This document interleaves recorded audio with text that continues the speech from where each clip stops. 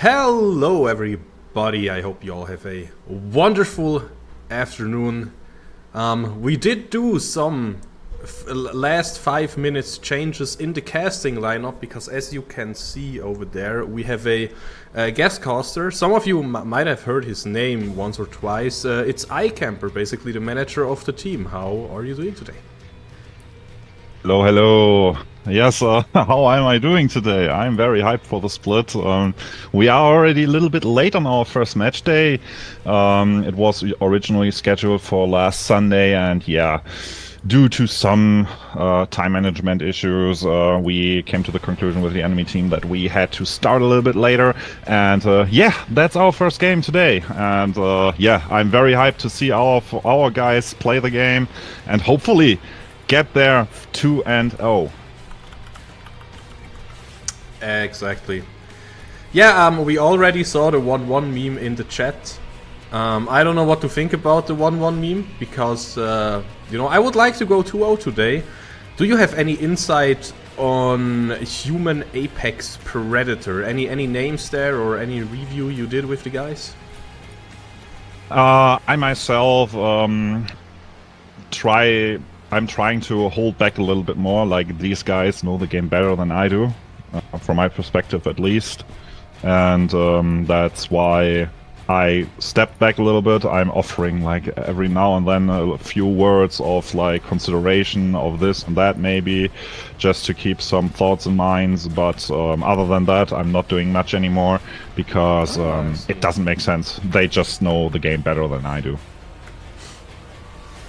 Okay, so I also currently have the Group 3.2 or Division 3.2 or whatever you want to call it on the screen. So let's go through this real quick. We have a one-man army Prime Academy. They are already on a 3-1 score, so you know they are having a good start. And then most other teams have only played the first match day. So we have MT1 Vision, Team 300, Kanji Kuro, Pandaric of course, Human Apex Predator, Beak X Echo, and Neko Elite. Maybe, you know, a team name there that interests you or that you have some stories for? I mean, we have played a one-man army before. I'm not sure if this exact team of them. We have played Be Charitable last split. With Nico Elite, we also have some sort of experience already, but the rest of them are kinda new faces to us. And yeah, Be Charitable was the only team last split that has won against us 2-0. But yeah, like, they managed to get 4th place. And yeah, the rest of the games were like, or matches were like 1-1. So hopefully we can shift the trend for this split starting today. Exactly. And then talking about starting today, I have looked at the OPGG a little bit and I was like, oh well, we have a Zed main basically, or at least in solo queue that seems to be his favorite champion.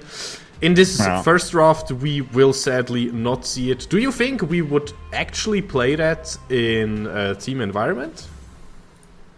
I think there is a possibility, although like we have focus on other champions, it's definitely not a champion we wouldn't consider to play. Yeah, I can't say much more. These guys are pretty flexible, like they can play much different playstyles or many different playstyles, and therefore it is an option, but if it's picked, it's depending on what the enemies pick in the end, at the end of the day. Exactly. So, oh, I'm seeing interesting champions here. Jarvan banned, then picking the Oriana ourselves. Now the Rek'Sai locked in, and on the other side we have a Baus special or. No, wait, at this point, we have the... Wait, who was it? Toba. Toba is even in chat, hello. Yeah, Toba, best sign player in Division 3.1, by the way. Or best player in the world. We have a Seraphine, we have the Vayne! Oh my god, this is already super crazy and I'm loving it. Spicy! Exactly. So where will the Vayne be this time? Mid lane, top lane, bot lane, you know? Jungle? Who knows? We will see. Oh, makes me... But wait, where have we seen it last split? We have seen it mid lane, right? Have we seen it top lane as well? No. We haven't seen it top haven't lane. seen it top lane. We have mostly seen it on bot lane played, but yeah. Oh, God damn it. I mean, into There has Sion, been though, the thing... you know? Into Sion? Yummy. Into Sion, it looks delicious. I'll give you that. Oh, man. Okay.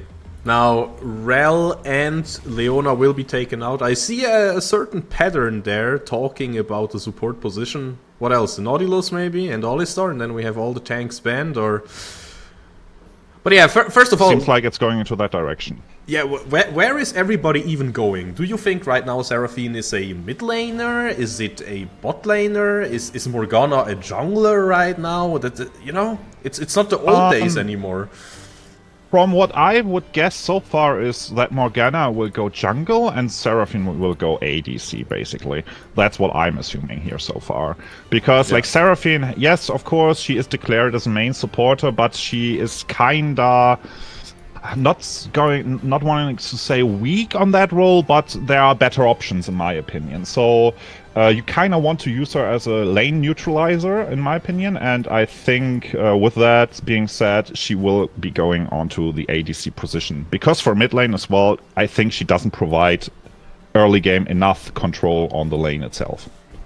Yeah, that makes sense. Also the Morgana jungle angle. I remember the times when Morgana had an absolute bonkers clear and could invade you at level 4 while you were still level 3. I hope it's a little bit better, but I also see, you know, Black Shield against Rek'Sai. It's a really good tool, and then also against Vayne with her Condemn, really good tool as well. So yeah, why not? But at the same time, look at it. We banned out all the all the tanky supports, but nope, Nautilus is still there. So in your book, there is a Seraphine Nautilus bot lane, and we basically have Morgana in theory as flexible mid lane pick, but most likely it should be the R5. What I would love to see here right now would be Milio, I think, because like it is brilliant against Morgana, it is brilliant against Seraphine. I think that will be very, very nice. I mean, Braum works as well, blocking the Seraphine and blocking the hard engage of the enemy team. Cyan can't like freely go in. I think both kinda do the same, while I still would prefer Milio in the combination with Vayne at least. To be fair, you have almost no front line if you go for the Milio. So okay, and if the Xin Zhao gets locked in, then what I said can just be thrown out the window. Okay, I just wanted to say that keeps the possibility open to pick some maybe squishier champions elsewhere. But no, we have Vayne with 3 frontliners basically. Now, the good old question, what do you want to pick into the Cyan? Is it the Xin Zhao? Is it the Rek'Sai? Is it...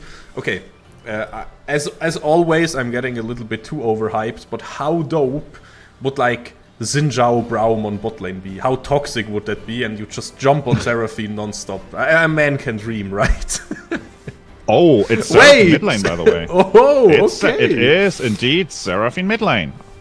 I did not see that coming. Absolutely not. Neither did Rek'Sai. Get it? Yeah. Nope. Seraphine mid lane in my books was very, very, very unlikely because of sad issues. Like, yes, you have some wave clear, but it has been nerfed over the time, multiple times at that. And I kind of see Orianna getting the lane pressure, like short term, maybe not, but long term, definitely. And maybe we will even start seeing that already during the first Drake fight. That might happen, because Seraphine has kinda high mana costs, if I remember correctly. Yeah, oh man, it's such an interesting matchup out of nowhere. So many picks that I didn't expect. Like, I was also 99% sure that it will be Seraphine bot lane, but nope, it's Seraphine mid lane. You called out the Morgana jungle. I still think in certain matchups it is a really good bot lane pick, but nope, it will be a jungler. And I also talked about, hey, Morgana pretty decent into the Rek'Sai, it's going to be Xin Zhao jungle and Rek'Sai on top lane. Any specific thoughts on that matchup? Yeah, like Rek'Sai top lane. I mean, our guys have practiced a lot of things, a lot of different things, and yeah, and it is a viable option. And yeah, Xin Zhao jungle, I do like that a lot because it can generate a lot of tempo in the game, and you kind of want that to match the early game Morgana tempo, right? Like her AoE clear is pretty decent, and yeah, you also talked about Morgana bot lane. The thing about Morgana bot lane is there is an issue with that pick, or like an issue that we like to call out on multiple champions within this team, and that is your champion is very much reduced to one button in the early game. And that is her Q, basically. If you don't hit your Q, you have much less value than if you hit the Q. So it's kind of the same thing with Thresh. Like, if you hit your hook, you are a god. If you don't hit your hook, you are a miss. And the same thing, kind of in our books at least, goes to is the same for Morgana. And if she doesn't hit her Qs, that champion kind of goes into the dumpster. And therefore, yeah, on bot lane, where you constantly have these 2v2s and maybe even 3v3s, if you then don't hit your Qs, it feels terrible. I mean, same in the jungle though, right? If you want to gank and you miss your Q, it's kinda meh. It's probably not a good gank. But you might have a setup from a Nautilus in this case. Yeah, definitely. I mean, also, if you're in the jungle, you should always have the flank angle, and then you can just walk up to the enemy, and you can basically just wait and walk with him, right? And kind of force him to use his gap closer, to use his flash maybe even. So, yeah, and of course her clear speed. I mean, I don't know if it's still like batshit crazy, but yeah, I still think it's super good. It's probably not Zyra levels of good, but you know, every AP champion, like for example, also Syndra has an insane clear speed for no apparent reason, just because, right? So whenever I see a mage, I'm thinking her clear speed has to be good, and that will be a factor, you know, with the lifesteal and with the W spam, you could basically, I don't know, get an early dragon or get a tempo advantage with invades and stuff like that, but you cannot underestimate Xin Zhao, right? Because with Rek'Sai, Rek'Sai cannot stick against Black Shield, but I do think Xin Zhao can if you face check him or something. Yeah. It's the same with Leona E, for example. Like, if you hit Leona E on a Black Shield target, it will still go through, and you will still lock onto the target. Exactly. But you know, we have to talk about scaling and range a little bit here, because while I'm not sure, honestly. It's great to have you here right now, because, you know, on one team I see Vayne, I see Orianna, and of course those are scaling goddesses. But at the same time, I think Rek'Sai and Xin Zhao do fall off a little bit. Now, if we compare it to the front line that is Sion, and if we compare it to the Black Shield utility and the Seraphine late game as well. But then we also have Xayah, right? I think the team fights, even in later games, will be mostly decided on positioning and skill, right? And not just scaling. It won't be only scaling, but what we can definitely say is we have the Vayne, they have the Sion, they have the Nautilus. If that Vayne is able to do some stuff, and Braum will be able, I think, to enable her in that sense by blocking maybe the Sion engage, the Seraphine or the Nautilus engage. If that Vayne starts to do her things, then this will get very, very dangerous. Exactly. But you need to get in range. That's the thing. Yeah, but also you have the Xin Zhao and you have the Orianna backing it. Like that, Xayah will have to use her ultimate basically every single fight to just survive that initial engage, in my opinion. And you also have the Rek'Sai that just can go into the tunnel and run it down, in my books. And we are seeing some very interesting things. We see Xayah top lane. Hold up a second. You know, I, for myself, only joined the game just now, so what the fuck?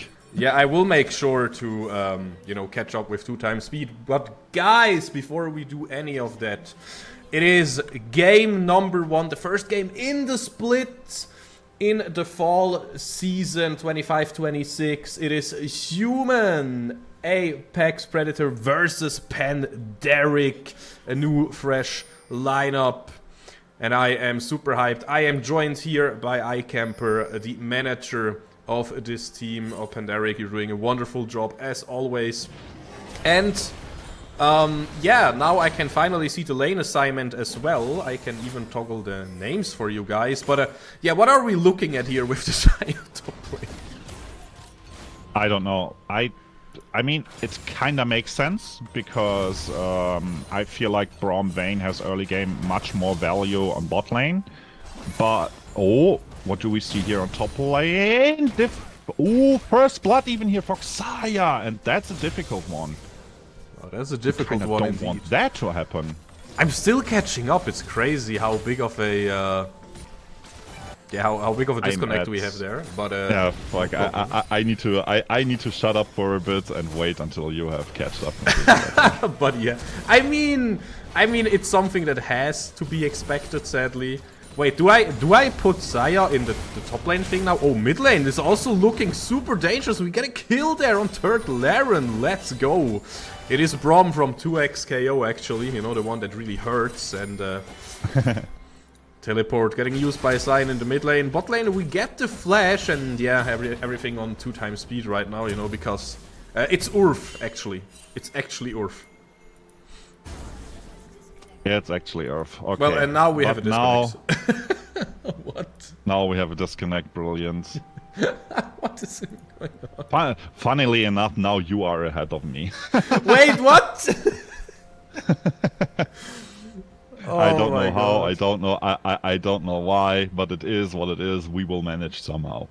You just have to press plus a few times, or press U and you know be on double speed, and then we should be synced up at one point. But yeah, I mean I did that in at the very start of the game, but yeah, like. Anyways, what is happening this game now? Vayne and Braum are walking towards top lane, while Rek'Sai is going bot lane, and Rek'Sai is supposed to be a jungler, by the way, but is now on the bot lane position because Xayah was on top lane in the level 1 fight, and what is even happening? My brain hurts. Yeah, the thing is, Xayah has now gotten an interesting thing, and that is extra XP. Who kind of skipped a little bit of early game. That they've chosen a very flexible draft, I would say, in that regard. Xayah on mid lane is the most interesting thing in my opinion in this game now, because I would have not guessed it to be mid lane. Of course, it can be played there against mages as well. Like, it is a very decent pick, but I would have absolutely assumed it to be top lane against the Rek'Sai. Yeah, but Xayah being top lane currently is kind of completely out of my books. You know, I would have thought we may get Vayne top lane, but not the other way around. That's the crazy absolutely. thing. I can see Vayne going top lane sometimes, but as you said, together with the Braum, the early game is not half bad, so it would have made sense to have it in the bot lane matchup. But I mean, yeah. we did say that Seraphine will be on bot lane, and we were right all along, right? So. Yeah, absolutely. Oh my god, it's so stupid. But at the same time, I don't know, how can Riot fix this? Maybe make the map bigger. Maybe nerf movement speed in the early game or something while walking on lanes, but... Yeah. I mean, the lane swaps are getting kinda silly in my opinion, but at the same time, as long as it is an option, might as well use it to your advantage, right? Yeah, exactly.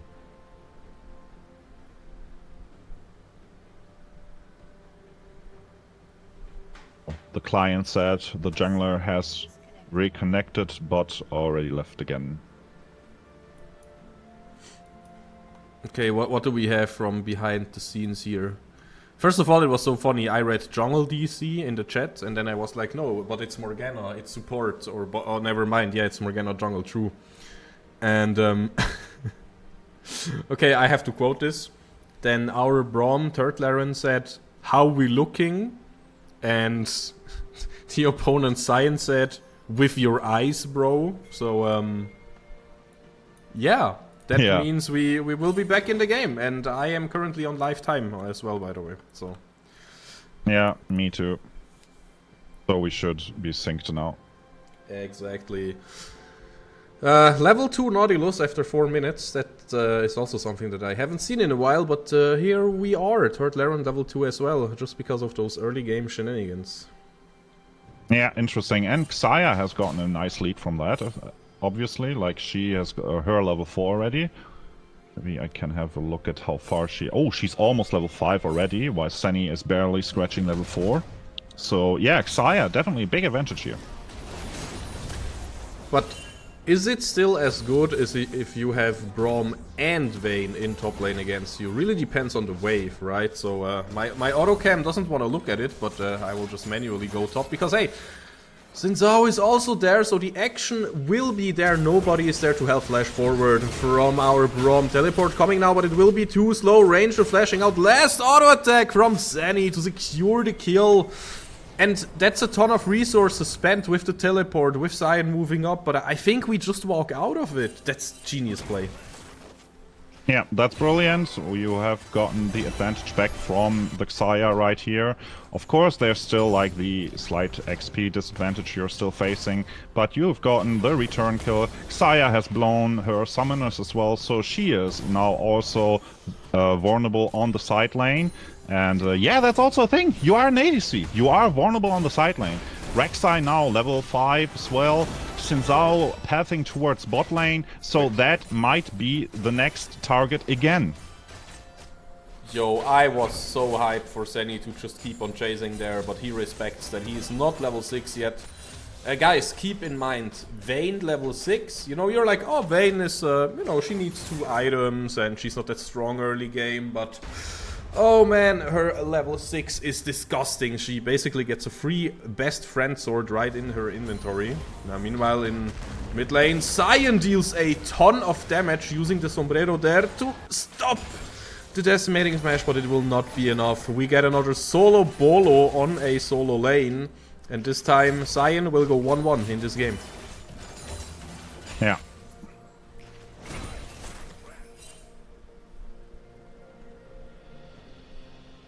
What happened there? How close is... What happened there? I mean, Sion is running towards you, and if you don't have flash, it's kind of hard to dodge, I would say, with his movement speed, if it's lined up properly. Oh, that happened, I see. So Sion happened. Good pick, I heard. But, yeah, anyways, my eyes are kind of glued onto the Vayne at this point, because once they reach level 6, oh man, I want to see them run the... Oh, hold up, Ignite getting used here. Heal, flashes forward, con them into the wall, one more tumble, and this is the third kill.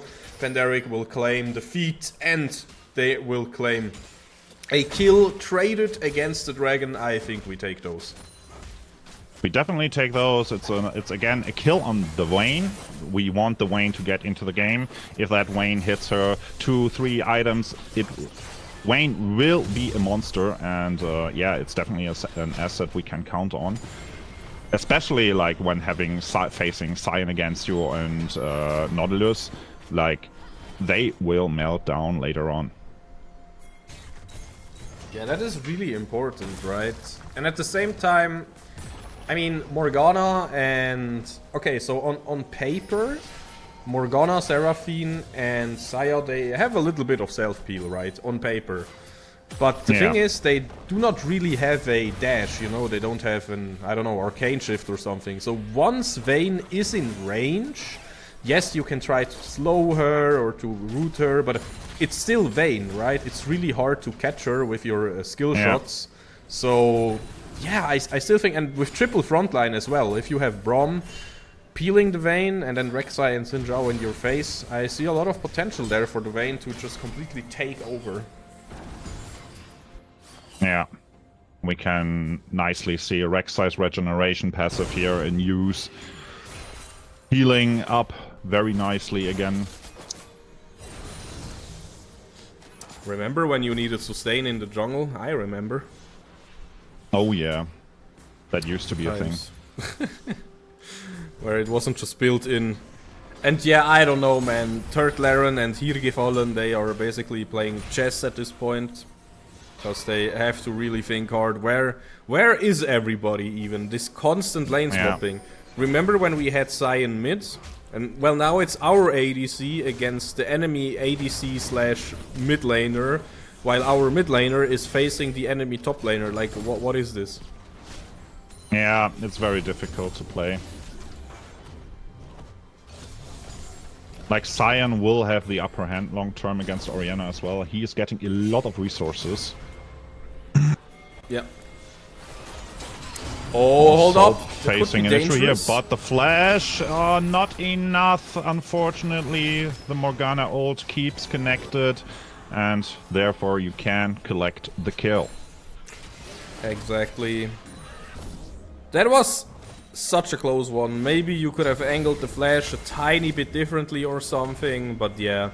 Overall, really, really hard. At the same time, it's free players from Human Apex Predator in the bot lane. Can we maybe answer somehow? Well, we do see Ranger in bot lane. We see Senny in top lane this time, but in theory, Fields of Verdom should just be able to flash away and then ult away. Maybe the last hit. No, it's not going to be enough. And that's a bummer. I would have really liked for Senny to get another one. Very close, but Cyan used his flash, used his ult. He is now a bit on a slower pace again, and he's now facing the Vayne on top lane, which definitely is not optimal for him, unless Senny is looking for a recall now. The thing is, we did get the free grobbies, by the way. I think we haven't mentioned that yet. So the next objective will be the dragon in almost only a minute. Oh man. Look, even through the wave, you're just chasing Fields of Verdom down. Can we get the kill? We're not looking for it, nope. I think would have been one auto attack too much. But yeah, 1 minute. Not looking for the kill, but yeah, like Cyan just came back to lane, and he needs to recall just again, basically, because he ate a lot of damage, and yeah, he is going to stay as it seems, but yeah, it is tough. It is tough indeed. And he might be collected now by Xin Zhao and Orianna, as it seems. Like, he doesn't have any resources. Oh, beautiful. Just use the minion to deliver yourself onto the enemy top laner. And now probably want to give the kill over to Sinstinct. Hell yeah, that is the good stuff. First kill for Orianna in this game. And now if we recall quickly, maybe we can still be there in time for the dragon, or, you know, not even recall, just run up there. Okay, Braum getting caught there, but at the same time, it is a Braum. He will tank a lot. And even though only basic CDs were spent, I think that's a-okay. Now Orianna is moving.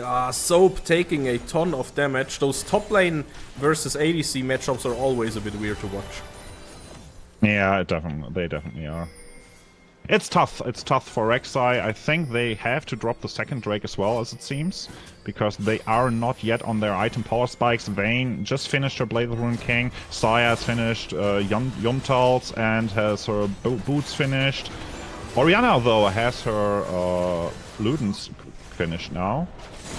But yeah, the Cyan currently is definitely very, very strong. He's gotten a lot of platings as well. And yeah, Rek'Sai has a hard time as of right now.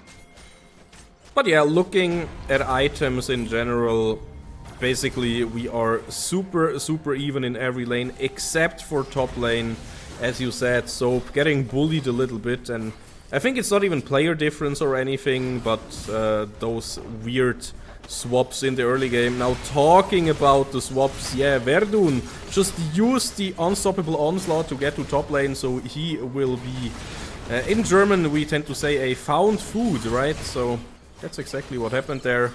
And at least Soap got away, you know, that's the important difference. Like, yeah, sure, the turret will fall on bot lane, but now we get a ton of platings onto Vayne as well, and Soap survived, so that's good. Yeah. And, like, Saya now just hit level 10. Vayne also has caught up on the XP part. She is midway through level 9 as well. So, yeah, we are catching up on that regard as well. So, it's not looking bad for us, I would say. It's very even in my books. And yeah, the next interesting thing happening will be, I think, the next Drake. And we will then start seeing stuff happening. Oh god, hingefallen is what I will call him now if he dies. Nope, he will not fall though. Zenny getting exhausted, dropping low, no mana for any tumbles. Oh, we can see maybe a kill there. Yes, we will Ranger on the Xin Zhao, showing us why this champion is a menace. Flashing forward with Wind Becomes Lightning, will not get the kill. Meanwhile, in mid lane, there's a lot of action too. We just saw the command shockwave not connecting onto Kao Ruko. And Jesus Christ, suddenly the game is exploding left and right. Yeah, that was definitely a close fight. If Zenny would have had a little bit of more of mana, that fight could have maybe been a little bit different. But yeah, it's definitely a close one. We need to be careful there, but there will be the return kill on the Xayah. We got it, no problem. And I think we take those every time we can. Dropping the support for a kill on our main carry or secondary carry, whatever you want to call it. I mean, Orianna is important as well. If she hits next item plus Rabadons, then damn, she will hurt so much as well with her burst. And then, of course, Vayne is there to basically have to sustain damage after it, right? And still... Yes, absolutely. I still, honestly, I think Ranger is a bit of a safety net here, right? He can probably, you know, be a damage source as well if needed. He can, absolutely. He can be annoying, he can be threatening, but yeah, he can also be the damage asset you might need. We are able to collect the Herald right here now as well, which is nice. Oh, that is clean. We will have a fight breaking out those instincts. Dropping low, but not low enough. No, a backup. And Zenny picking another kill. I mean, at that point, Hingefallen is not worth too much. Dropping more beautiful shockwave! And that will seal the deal. Instinct will die, but we will remember him for that beautiful press of an R button. Wow, triple kill as well now for Zenny. And that was so important.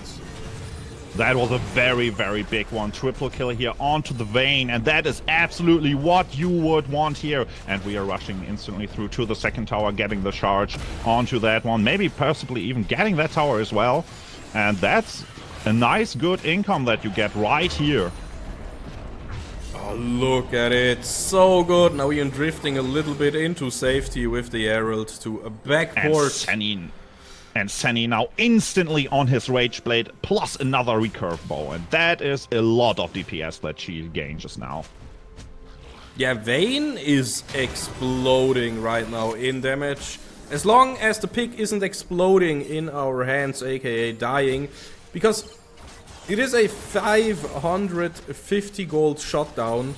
So whoever is the lucky one to get a kill there will be rewarded with basically 3 times the value of a normal kill. Thing is, it's Vayne, right? After 3 items, you can go for a defensive item and it doesn't really hurt your damage too much. So I'm wondering, maybe we will see that side of the Vayne pick as well.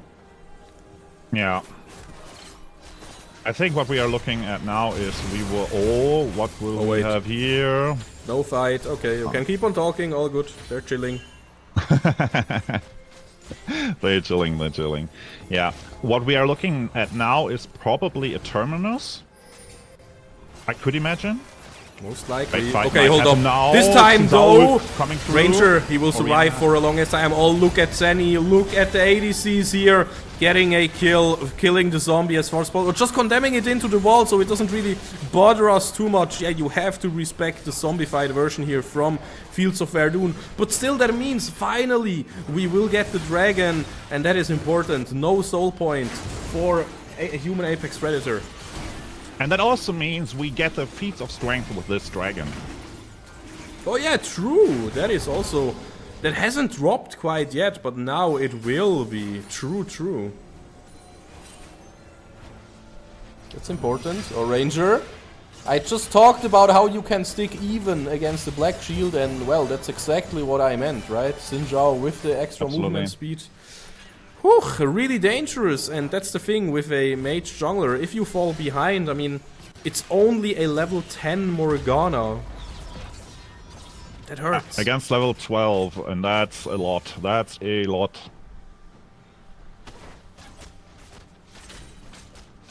So yeah, what would you say? What is the angle for us? Like, okay, that sounds like I'm jinxing it, but what do we have to not have happen? Or, you know, what does human Apex Predator have to do now to get a win out of this game? Because I feel like there are only a few sequences left, right? Yeah, like I've mentioned it previously, right? Like the issue that I saw with Morgana on the bot lane, like we see it appearing now already. Like you are, as of right now, reduced to one button, except you have Flash and except you have Zhonya's. Because if you don't have both of these tools ready, what are you gonna do if you don't hit your Q? Well, you black shield somebody. Yeah, yeah, but if that's about it, then it's a little bit tough in my books. I mean, I think Black Shield is an amazing spell, not gonna lie. Absolutely. But, absolutely agree. Yeah, it's a bit of a two-trick pony, right? Like, literally, you have two spells that are high impact, your W, nobody really cares about it, right? What is the damage on it, right? It's like, for 5 sequends... You deals a lot of damage. It deals, yeah, it deals a lot, yeah, but at the same time, every champion deals some damage, right? Yeah, but like she also applies her. Oh nice my god! Right there. Oh, Soap. Yeah, he didn't see the Cyan coming. We'll try to sack the Fury to just heal up again with the passive, and now. At this time, we see the question mark ping onto the objective called Attackon, and Sani is thinking about starting it, will not do so though. Yeah, I think they first want to look for a pick, and that they might just get that pick right here! Oh, can we get the kill? Flashing over it. Yep, Sprinter will die, and now Sani can just auto-attack, and one more for a good measure. Meanwhile, the wet pool noodle fight in the bot lane, yeah, that is happening as well. But oh my god, beautiful shockwave! That was still up, getting the kill. And Kaoruko can only watch. Zinstinct will not even die to the turret. And that means we will get a ton of stuff. We basically have an all-you-can-eat buffet right now. Don't die, Zinstinct, please. Don't die, but okay, yeah. We decide to take the neutral objective from the all-you-can-eat buffet. And that will be slain right now. Formbound Attackon is done, and now we will have a clean reset.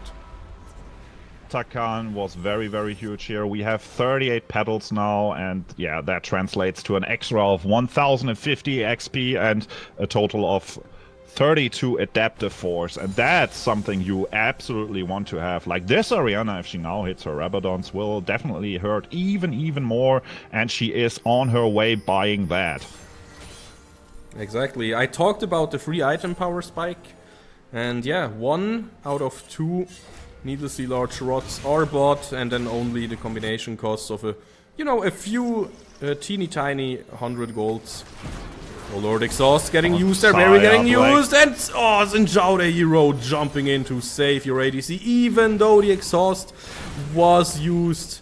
So that feels like a major L at this point for RuneScape Enjoyer. Even though I love his name, I cannot love that this was his 5th death already in this game.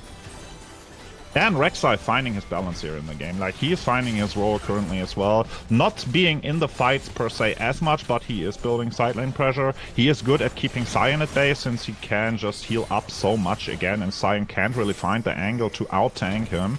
Because, yeah, Rek'Sai just heals back up all the time. Yeah, exactly. That is the good stuff, honestly. I love how we're playing this draft, you know, I wouldn't go into the game and say our draft is superior or anything. I see a lot of angles for the HAP draft as well. But currently, the way we play it, It's just looking so good. We're looking for another engage right now. Can we find it? RuneScape Enjoyer with the Feather Storm. Turtle Aaron a bit out of position. Redemption will heal a little bit. Zenny, we are just outnumbered currently. Can we still do it? Rek'Sai coming in there. Ranger, I talked about it. He has to dish out some damage right now. Sinstinct as well, of course, will find some damage. Will find enough. We don't even need Zenny. All we need is to B5 assemble the squad and get the ace minus Kaoruko, and now once more it is the all-you-can-eat buffet. We can push down mid, or we can go for dragon, or we might as well just take both at the same time. Yeah, like the issue that we've just seen right now is like you didn't get Sunny, and that was the issue. Like you've put in all the resources to get him. You put in the Seraphine ult, you put in the Scion who goes into the front. You had the Nautilus ult on Sunny, and he still survived. And you can't have that happen at all. And I do see a missing carry on mid lane in that regard, who could have finished the job on the 80 carry right there and then. That is true. It is a lot of setup, right? And still, I wouldn't blame the picks per se, though. I'm not sure. I still think it's not a draft difference. Like, imagine Zaya having 3 items like Zenny, then it would have been a different story. Or imagine, you know, Sprinter maybe having an extra 1,000 gold for an alternator, or for, you know, whatever he's going next, needlessly or Trod. But yeah, at this point... Yeah, of course. But, like, they initiated the fight. Yeah, they saw their own advantage, and they outnumbered us even in the early stages of the fights. We were rather split up, and yet they still couldn't find this kill on Zenny, and that, in my books, speaks bounds on how this game might progress. Yeah, 100%. I mean, as always, we have to mention, hey, you have to go for something in the, you know, rather grim stages of the game. You know, better to still try something instead of getting outscaled. Now, talking about trying something, Fields of Verdom can, of course, always get out if he wants to, but nope, he decides to go in because Seraphine is also showing up now, even if we die. And yes, Instinct, it will probably happen. The shutdown will be given over to Sprinter.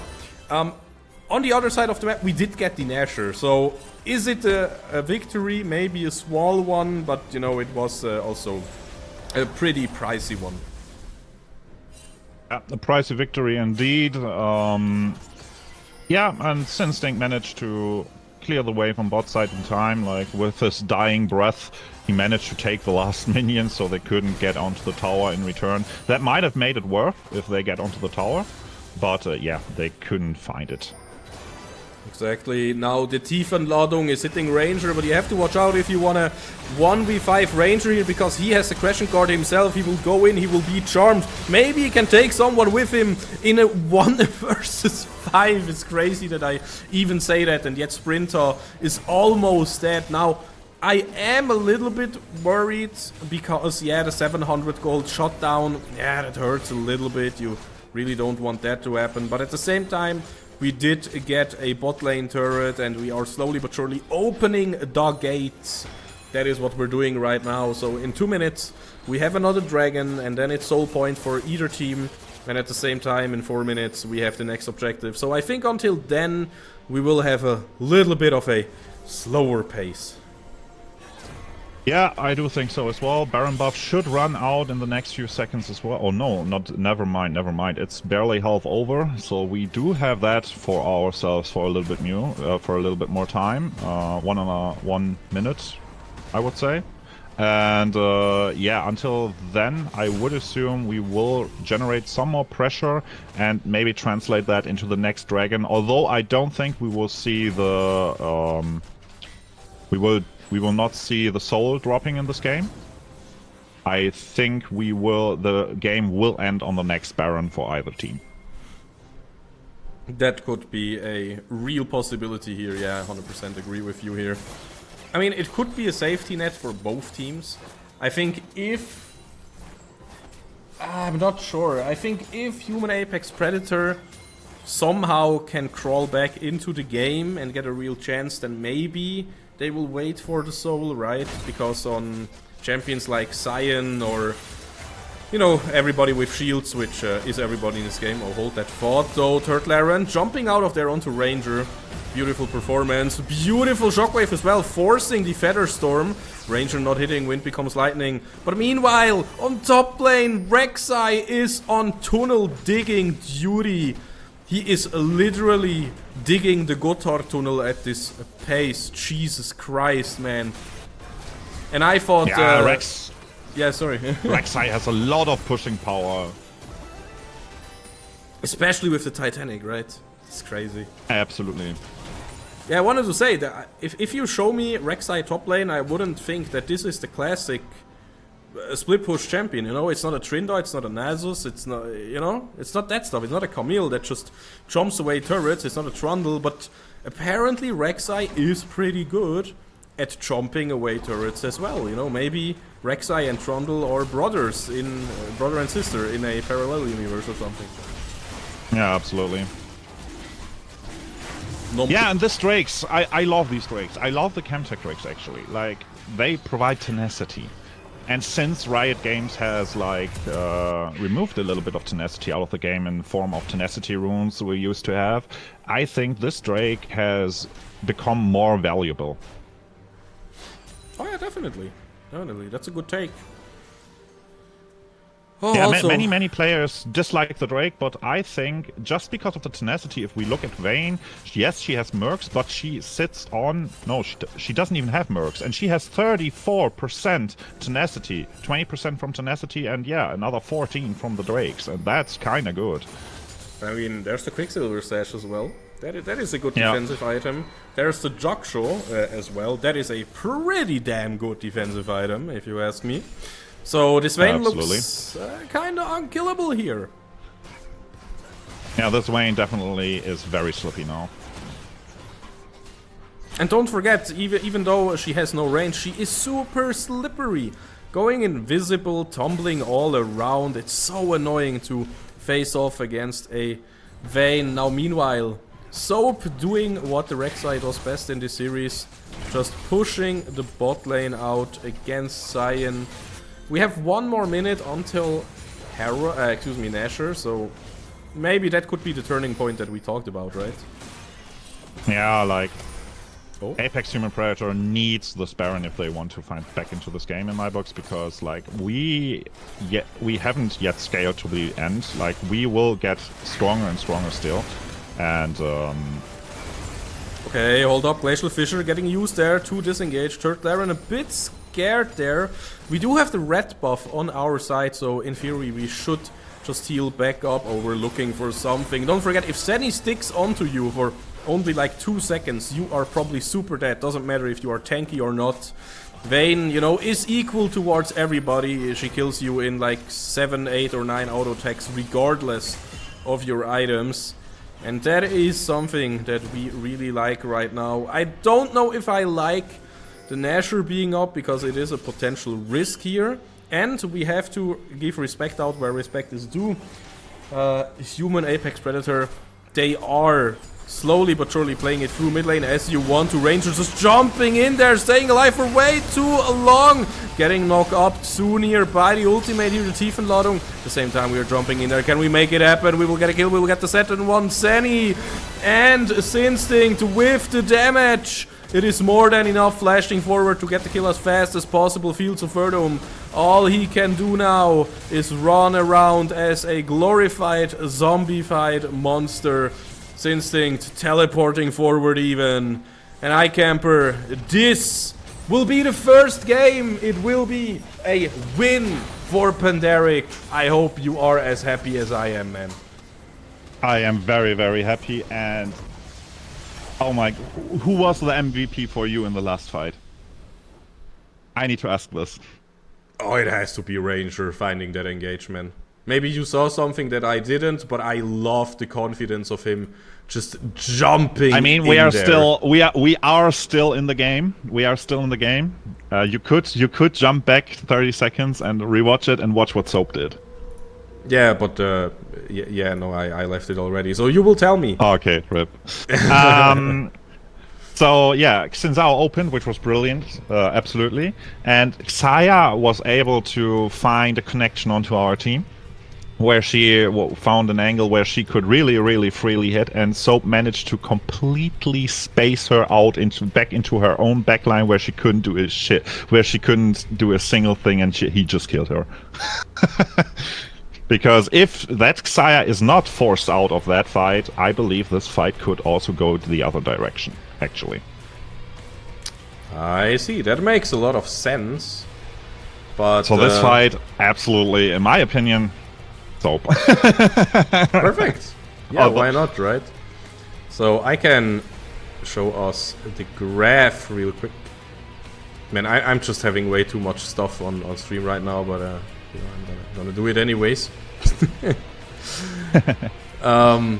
Yeah, we see a story with, honestly, with Xin Zhao dealing that much damage. You know, when I play jungle, I'm usually happy if I have a bit more than the top laner, maybe. But in this game, Xin Zhao basically had the same damage as Orianna and Vayne. Like, obviously not the exact same, but it was in the same ballpark, right? And I think that also tells a story, right? Because in the chat we also saw a, where is it? Ranger is performing crazy in this game comment. Yeah. And I have to agree, man. I have to agree. Absolutely. Absolutely.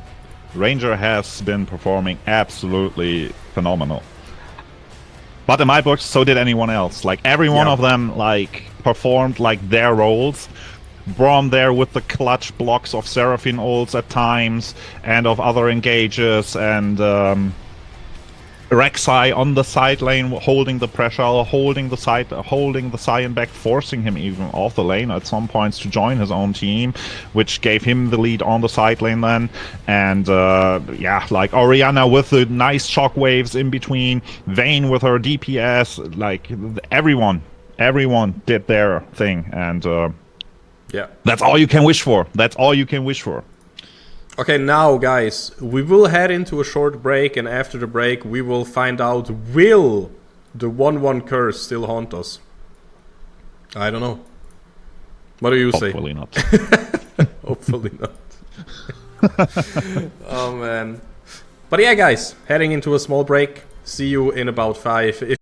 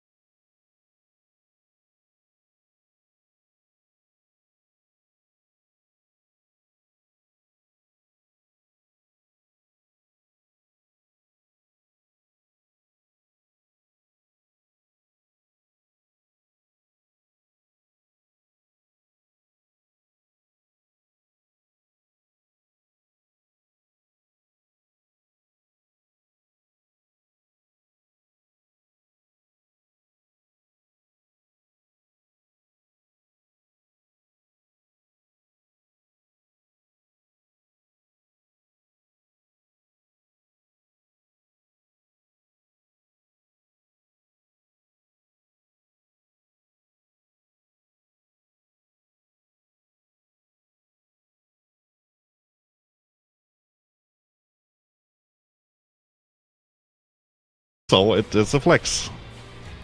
It's still a flex. So the Ornn I wanna see Trundle or something into the Ornn now, man. I honestly our top lane has had a little sad game against Saya early and then getting Dove and everything, so just give him Fiora, give him, I don't know, man. I mean, it could just be Rek'Sai top again, but I would be way more hyped if we just hard counter the Ornn. And yeah, in general... Jinx? Yeah, in general? Jinx into LeBlanc, that's interesting. Why? I think Jinx to me is like... It feels very vulnerable to play against LeBlanc. Doesn't it at matter least, on the team as well and everything? Yeah, but So- LeBlanc, mobility and things, and yeah. Oh, come I on, man. think But yeah, I would like to let you talk, but then the Alphamid Waffy gets picked, so the Ape King. You know, it's the basic meme. Hey, my Xin Zhao isn't available. Well, let's just pick generic bruiser number 7 then. Could be Vi, could be Jarvan, could be Xin, could be... could be Wukong in that case. He plays, like our jungler plays, a sick Lee Sin and a sick Zed, and I would be hyped to see them. But yeah, here in that case, we still have the flexibility, right? It could be Wukong top, it could be Rek'Sai top. We won't know until we are in the loading screen, basically. yeah. Yo, how sick would it be if you could switch Smite mid-game? Now we're talking. that would be insane. You know, first you give, you give Rek'Sai the Smite, and then Rek'Sai does early game clears and early game ganks. And then from level 6 on, you send Rek'Sai top and hand the Smite over to Wukong, you know? If we fully embrace this flex thing, might as well go for it, right? Riot, please... I was about to say, don't give Riot weird ideas. Oh my god. Or just rework spellbook so you can, you can use it in a way like that or something. I don't know, but I think either... That would be actually fine then. I'm also the guy that says it would be interesting to have role-locked items. You know, for example, so Kha'Zix cannot go Bruiser, or Vayne cannot go for a tank item. I think that would be quite interesting how the meta would warp, but at the same time, if everybody can just go everywhere and build everything, that would also be interesting, right? Yeah, I'm all in for more flexibility on that part, so locked items not for me. not for me. Not for you. Okay, so Smite changeable in mid-game, that's for you. Hell yeah. Maybe. I don't know, not sure. Not sure. Guys, somebody has to take heal. I want to swap to it on level 6. Okay, I'm a pick heal Smite jungle and then we can swap. Okay, perfect. Those are the comms. But yeah, we went through the second ban phase. It looked a bit similar. Maokai was banned already in the second ban phase. Irel was banned as well. And now we will see the Braum again. It just feels a bit like I don't know, is Orianna Braum just blue side favored or something? What's happening here?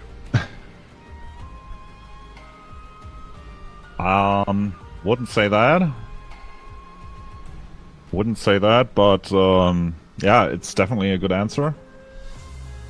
Yeah, locking the Jarvan here would also be a good thing. Ivern, okay, yeah, for the Jinx, but don't you kinda miss a little bit of engage now? Like, you can't really get far in, you don't have a delivery for the Orianna ball.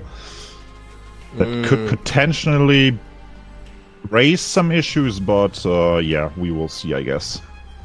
Does it matter? Like, I think I'm a huge fan of the blue side comp this time. I mean, okay, not huge fan, but I see the angle and I see how it's supposed to work, and I love the Bard as an answer as well, because with the Tempered Fate, you can just maybe hit 2, maybe 3, make them golden, and suddenly it's a short 2 versus 5. And yeah, Jinx without her team, she just doesn't work, right? Like, in a vacuum where everybody gets to do what they want to do and have perfect position, I think the blue side comp is really good, but on the actual rift, you know, not on our ROM, but on the rift where you have to answer waves, you have to sometimes walk through a choke, you have to sometimes walk around, I don't know, possible tunnels where Rek'Sai could come from and stuff. I think then the red side comp is looking really good. And we have a team that is really good at finding catches, I would say that. Yes. Yes, Wukong, 100%. LeBlanc, Ashe, Bard with his gate, who can just access areas. Rek'Sai can do whatever he wants, whatever she wants. So, yeah, so... And yeah, on the opposing team, we are lacking mobility in that regard.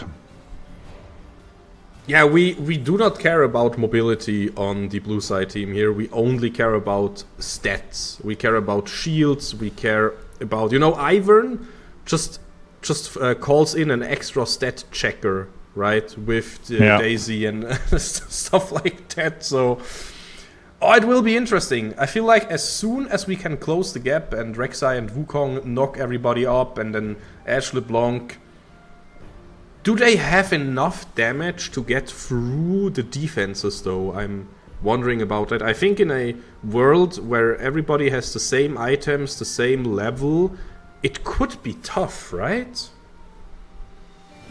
I think in the end of the day, this game will completely depend on execution. Like, can you find the Orianna? Can you find the Jinx? If not, if you cannot find the Jinx in the end,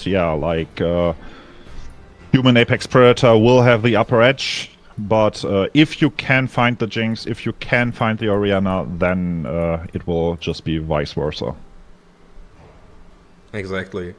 I do say I think our draft is a bit harder to play in a sense that we have to do things.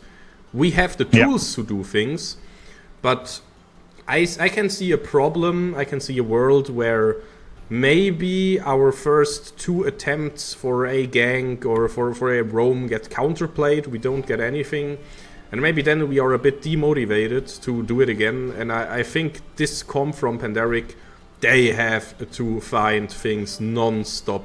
But basically in a 5v5, I think it could look really grim. If Ornn finds the knock-up, and then Orianna gets the the good shockwave, and then Jinx basically hits everybody at the same time with a rocket launcher, like, oof, that could hurt a lot. But again, that means everything has to go just right for Apex Predator here, and that means everything has to go wrong for Pandaric at the same time. And I mean, I hope I don't burn my hand here, but after the first game, I cannot imagine that Pandaric will not go aggressive, and feel the motivation, feel the momentum with them.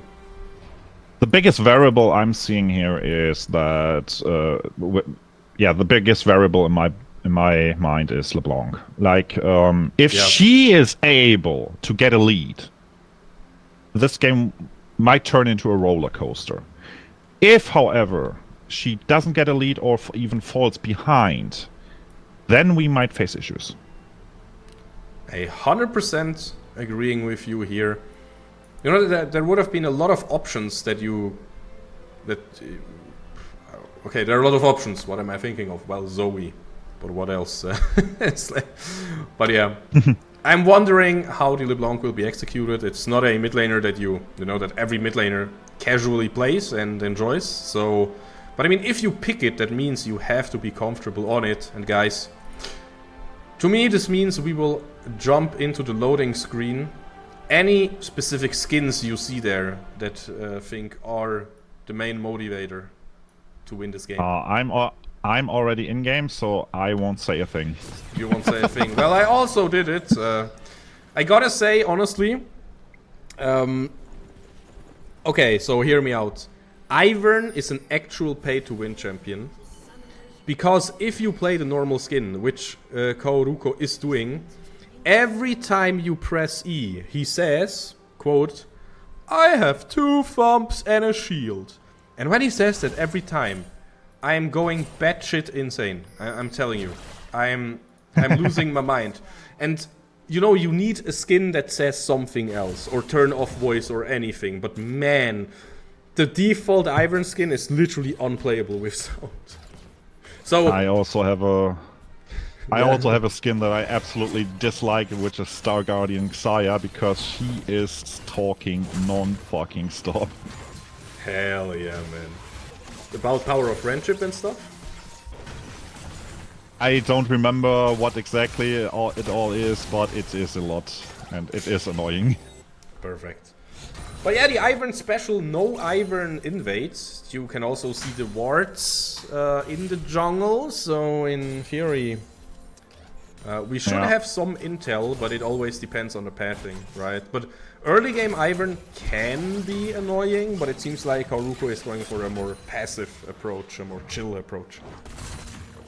Yeah, I think that they just don't want to take any risks. Like, if you get onto a ward, if your lane maybe is a little bit behind in terms of pushing, like, it can turn pretty ugly, and you don't want that to happen. You don't want to play for random things, you want to play for certainty, and yeah, invading with Ivern in a Prime League game is, in my opinion, not the best you can do. It is definitely the best you can do. Having troubles? Oh, if that E would have hit the chain, would have been beautiful. But yeah, so I mean, is he really in trouble? We have seen him die last game, early game, and it didn't really matter. Meanwhile, on bot lane, Haruko wants to say hello, will not really say hello. Turtlaren looking for his LSD trip through the wall. He will find it. Oh, flash forward, finding the first blood, let's go! There it is, LeBlanc blowing Sprinter a little bit into the face, and he just kills him like it's nothing. Or, you know, I also kind of want to say coughing into his face, but I felt like, Point is... Beautiful kill. Point is, I thought he was safe, he was not, he died. Like, it's nothing. And that is exactly what you want as a LeBlanc in this situation. You want to get the early lead, and you just got that, and now you just keep pressing onward. Well, 2 books in my book at this point. Force Instinct here. And that, I mean, it shouldn't be the end of the world, right? You still have a shield as Sprinter, you still have some defensive tools, but this could just get out of hand. And yeah, like, what do you even do against this trading pattern from the LeBlanc? Well, you cannot do anything is the answer. Yeah. And Ivern overstayed for a long time here on bot lane. Oh, definitely.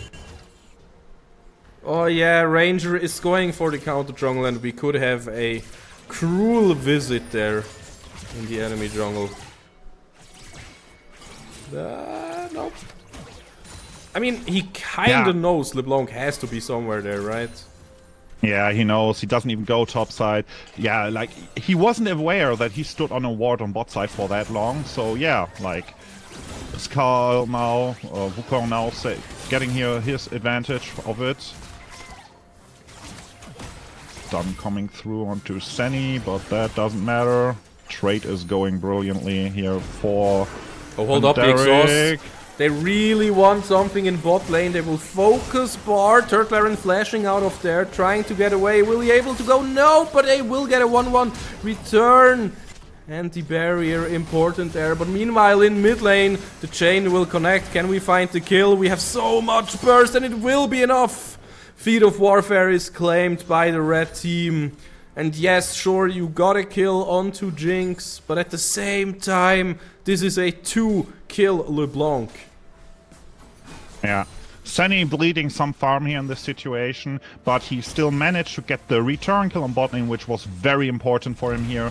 And at the same time, we get this LeBlanc further ahead, and that is exactly what we want to see on LeBlanc. We want to see her ahead, and it is exactly what's happening. And this will turn into a not-so-nice game for Orianna quite soon, I believe.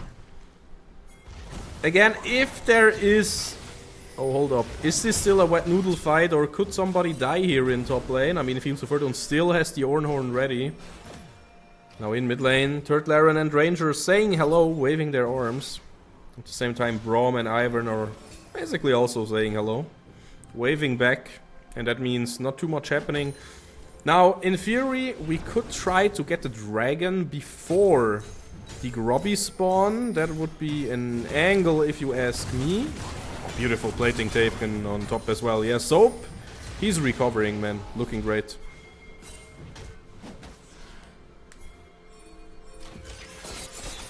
No, we're not looking for the dragon. Interesting.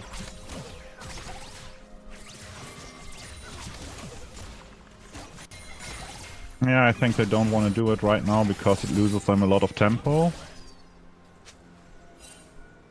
But as it seems, now it is time. Yeah, Wukong to start it. Yeah, maybe I'm overconfident in our lead, but I personally feel like we can just get everything right now. Now, of course, you have to play safe in mid lane, but you can just walk away with your teleport on your W.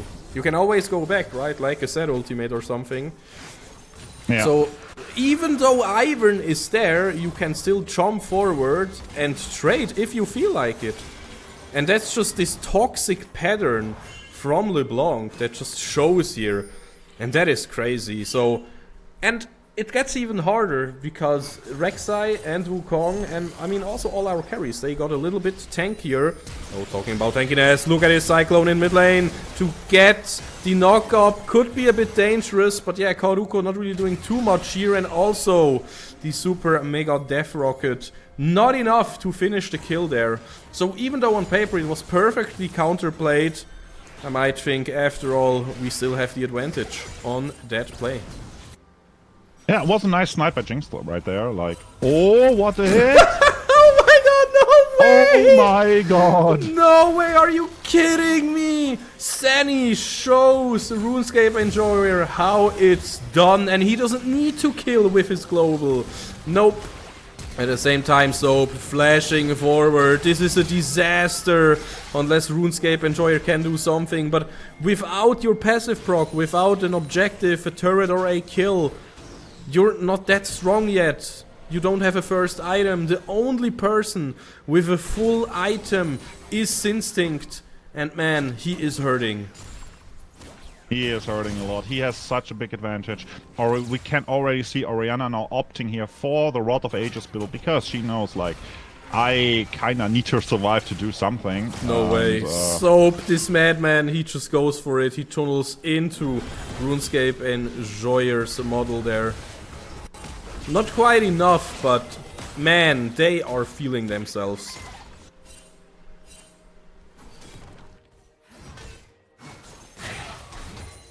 LeBlanc now facing the Ornn on bot lane. Not quite the matchup she would like to enjoy, but she will manage. And I think they will be swapping lane assignments soon, and we will see LeBlanc heading back to mid lane.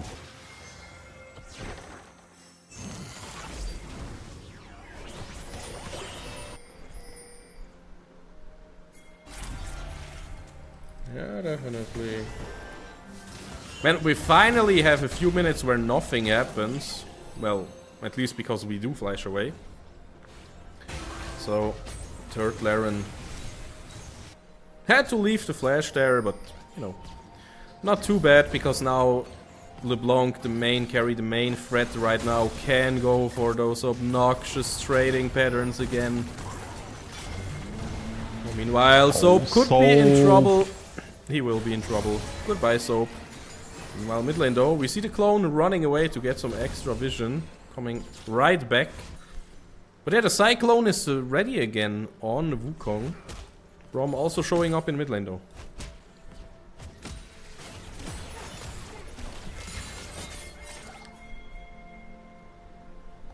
Oh, look at the penguins though. Look at the penguins. That's cute.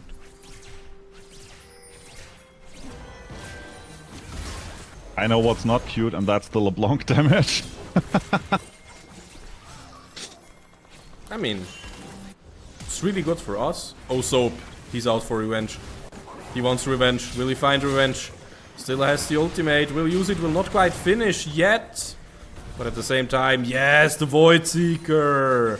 Finding the kill. Seeking it and finding it at the same time. Beautiful stuff there. And that is the Black Cleaver at work, shredding through Ornn's armor.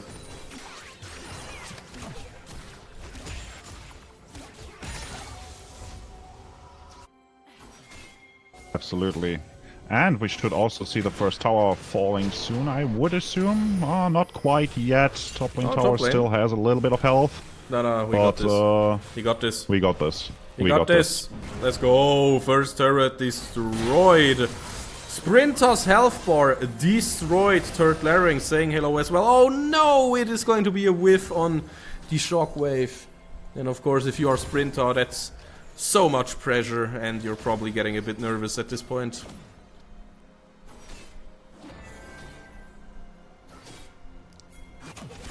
The game has quieted down a little bit right now. Not as explosive anymore. Well, that is in the interest of the blue side, Apex Predator here, but at the same time, yeah, if it's not exploding left and right, that means we can just take the dragon. Or at the same time, yeah, Kauruko would maybe like to say hello, but there is Instinct right up to cover it. And he will not just let him go towards the dragon, he will not even let him go towards his camp or, you know, to get any vision. Meanwhile on top lane, Soap is feeling himself, having a full item against Fields of Verdom without a full item, and he just teleports away. There was no other way of getting out of that sticky situation. Oh man. And that hurts a little bit. You want to have this teleport ready to possibly join your team in the moment of need. And for the next dragon, yeah, you might have it back on time, but yeah, not exactly on time, and it could feel quite awkward to then meet the side lane pressure while not having it up to prepare. So, just to get this straight, this is what Rek'Sai looks like if he doesn't fall behind. Winning the 1v1, helping out with the roams, and right now the card house is just dropping in itself everywhere. Blue side is losing out on. Not even Daisy can stabilize this right now. And yeah, even though Instinct is low, it was enough to grab the kill in bot lane. It was enough to get the kill. And now even in mid lane, the poor Ivern, his nature's best friend, has to flash away to not die to Soap. Like, this guy is just a beast if he doesn't get hard camped by 3 people. What? It's completely insane. Hold Senny up, though. might be in trouble. Sprinter looking for something here. He does have the ult up. He will use the ult. There's the heal though, but the Super Mega Dive Record will get the kill. Sprinter giving the first damage, and then RuneScape Enjoyer will find the finish with his ult. Now meanwhile in the mid lane, Soap just feeling himself, not really giving any flying worry. Even though he's up against 3 enemies. Yeah, no. I think he might have overstayed a little bit, but I'm not too sure. Nope, it is going to be the shutdown. But on to Ivern, so it could be worse. Yeah, that's very important that that goes to Ivern, because Jinx just got shut down already from Ashe. And yeah, she might be... She also is rather close to finishing her call. And yeah, she will get a nice boost in gold pretty soon. But is it not too late, iCamper? I don't know, man. This game feels so out of hand. You have a 1000 gold lead on Instinct, on the LeBlanc, while, yeah, Sprinter is sadly literally sprinting it at this point. Going for the Rod of Ages, I don't like that, honestly. I think you need more bursts in a situation like that, but that's just my personal opinion. Oh. Hold up. Kauruko literally exploding to LeBlanc, and we will not stop there. We will not stop at all. 3 kills, and maybe Ranger will die to the ref of the turret, but Sprinter will be hunted down in his own jungle. Can maybe get away with the power of the shockwave, but Turtlaren, he is not done quite yet. He has some enhanced auto attacks, and he will use them, just as he will use the portal to just easily chase. It's crazy.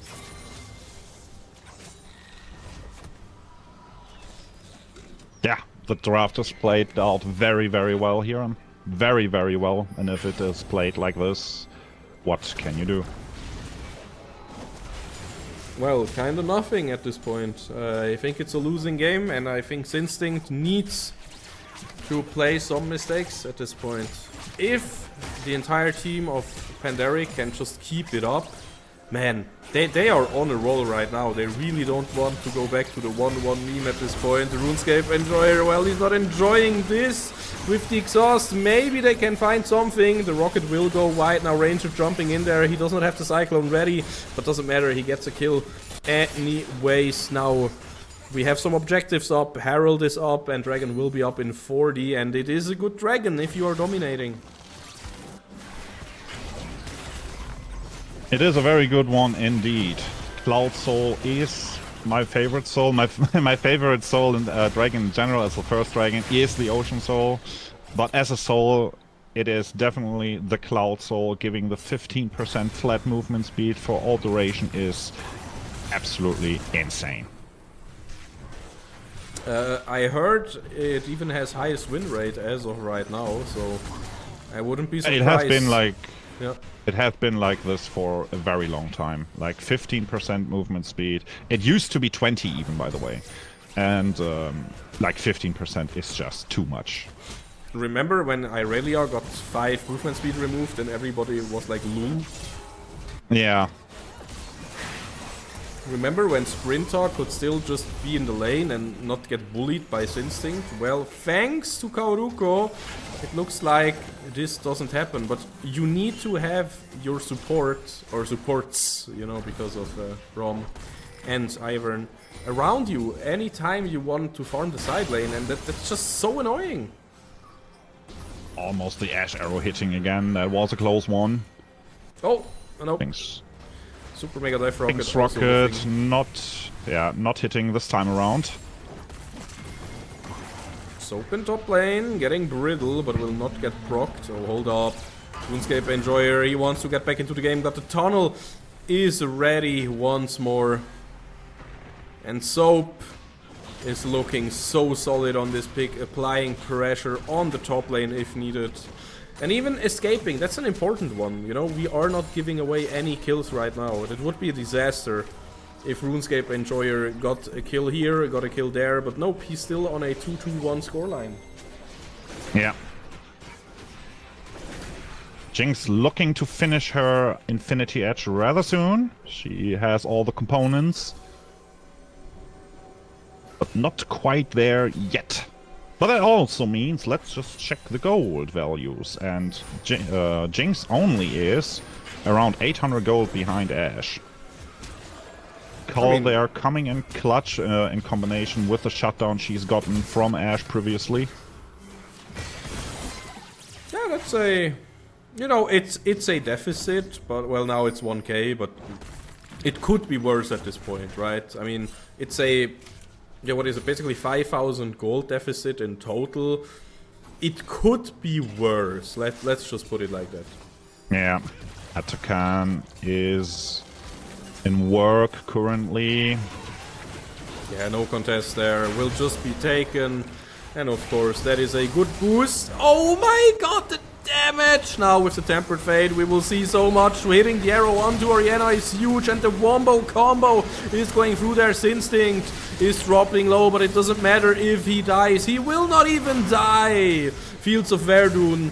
He is again the tank in this game, but he will not be tanky enough if he is the last survivor. Instinct just styling on them. And this is a full ace minus hier gefallen, the Braum, and man, he's not doing anything. Meanwhile, we can switch to top lane real quick, because it's a Herald doing a lot of work as well. Yep, absolutely. Herald also putting in his work, dashing onto the next turret as well, and we might even get the second base tower on top side here. Yeah, Ranger and Soap. They did it. And it is the case. Yeah, this game now looks tough, to say the least. Yeah, and knowing you are down 0-1, knowing you are in this tough spot I mean, obviously the players cannot see the exact numbers, but we can. They are 10k behind, but if you look at the scoreline, if you look at the fact that not a single turret from Pandaric has fallen yet, by the way. That's absolutely crazy, and yeah. Oh, that's so dominant. They've gotten every single objective, they've gotten, yeah, everything. And yeah, that's tough. Ah, that's tough indeed. Well, at least we will be on the 10th stack of the Rod of Ages soon, so Sprinter can back level-wise a little bit at least. Ranger also jumping in, and hey, you have no shot of surviving against 2 fat members here. And the onslaught will just continue. 2 people going golden here. Maybe RuneScape Enjoyer can find a passive proc. That would be the only hope. Soap looking to survive this situation. Sani also in a bit of trouble, but nobody will die, and that means RuneScape Enjoyer getting no procs. We have to keep in mind Jinx can be super explosive if you are behind. It is still a masterwork Infinity Edge in the inventory, so you cannot die and give the proc away. Here Fallen though, dropping also super low. RuneScape Enjoyer trying to get out of their Ranger, getting the kill onto the Ivern. We get the kill onto the Braum, and now RuneScape Enjoyer, the last one to fall off the carries. Sprinter not even in the fight. This is a shutdown onto Sinstinct, sure, but it is also only Sprinter left to defend the base against 4 members of Pandaric. Good shockwave, but not good enough because he does not have any damage in his inventory. Ranger jumping on him, the Crystal Arrow hitting. This is the ace, and I am wondering, is this the game as well? 1 minion. It should be. Is all we need.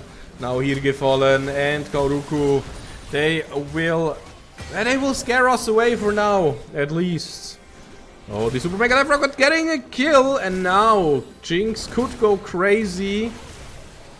So, Ranger, they want to get out of there. And they should be elusive enough to do just so. Yeah. And the dragon is on the spawn. LeBlanc is on her way back. Can Human Apex now look for maybe a small dragon comeback? Rek'Sai TP coming in here. LeBlanc is there as well. This is a tough situation. Ashe now on her way back as well. Oh, it's still 8 seconds on the fly. But yeah, someone has to defend base. Like, the Nexus is open here. Yeah, Sprinter is trying exactly that. Now, meanwhile, the fight is looking to explode once more. Sprinter teleporting forward, but that just means the base could go down. Meanwhile, we do see the shutdown onto RuneScape and We see Bard teleporting into the base! What are you doing? Oh no! If they cannot go back to base, they have to somehow run. The minions will get ulted by the Tempered Fate. This is not the finish that I expected, but hey, it will maybe be the finish that we will get. The super minions putting in the work. Instinct trying to find another kill will do so. Now this has been a scrappy last minute, and we will not find the finish here. Turtle Arrow, the teleport looked really good. The spellbook putting in the work, but will not be enough. Instinct, he can find the kill. That is great. He will get knocked up though, and he will probably die to the Bellows Breath from Fields of Verdun. And what are we looking at now? We are looking at Bard going down the mid lane once more. Oh, come on. He could maybe get Smite with the spellbook. Don't forget that. Wukong also almost here, but will be a little bit too late. It will not be Soul for us. And maybe for the first time in this entire series, we have to hold our horses. We have to chill and breathe for a single second. And you know, that was a metaphor, maybe for 2 minutes or something, and give this game a proper finish. Yeah, we are now looking for the Baron.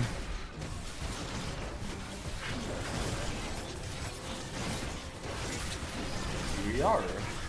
And we will find it. No contest at all, because, well, you are busy defending your base, you cannot contest the Baron, and now we have another Baron buff in this series. At 26 minutes, so that's the perfect timing to push down the lanes. Ranger took a backport, so maybe that will limit our tempo a little bit, but he will be here for the next mid lane wave, and that's when we can apply pressure once more. I would like to point something out. Bard has built Serpent's Fang. Yes. What the fuck? For some reason, that is something that I have seen as of lately. I mean, I've never. Do you really? I've seen Deadmans into Serpents. I guess it makes sense. On Bard you build for the effects anyways, right? You don't care about stats at all, because you're a weird cosmic being, and hey, you can cut down the shields from Ivern and from Orianna, so I guess why not, right? Yeah. Well, base towers are back. Or Nexus towers are back. The middle inhibitor is also back soon. And now we are in this weird spot currently. Like, we want to do something, we need to find something, but yeah, the enemies now have what they need to stay defensive. Okay, on bot lane, this looks rather forced. Coming. We needed this flash to not lose third Laren. Oh, but Rek'Sai can try to go for the kill actually. Ranger jumping forward, jumping back out. Meanwhile, we need somebody on human Apex Predator side to defend this base. Pandaric is applying pressure in the top lane. Soap on this Rek'Sai, just looking so good. Using the tunnels to get out of there. And now suddenly bot lane is getting pressured, mid lane is getting pressured, and Soap is just doing the same over and over again. Third Laren a bit low, Ranger also dropping kinda low. But we have to answer Soap. We have to answer everything everywhere.